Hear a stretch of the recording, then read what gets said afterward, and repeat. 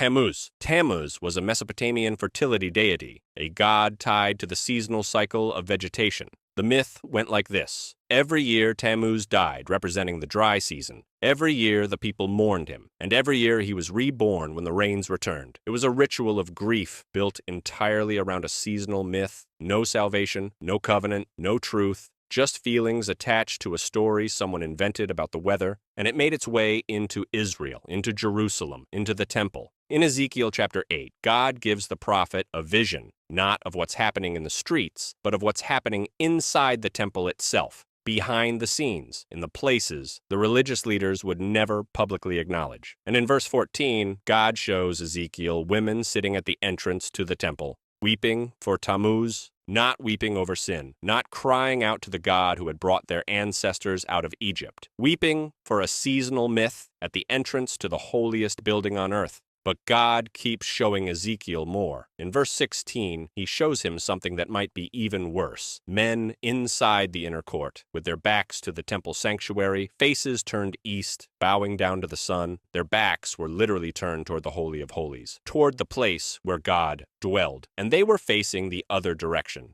That's not just a historical detail. That's an image of exactly what spiritual compromise does. It doesn't always announce itself. It just slowly turns you around until you're facing away from God and don't remember when it happened. This is the moment in Ezekiel where the glory of God begins to depart the temple. Not suddenly, not with a crash. Chapters 9, 10, and 11 describe it step by step. The presence that had filled that building at its dedication slowly, grievously lifts and leaves. Psalm 115, 5-6 says of idols, "They have mouths, but do not speak, eyes, but do not see. They have ears, but do not hear."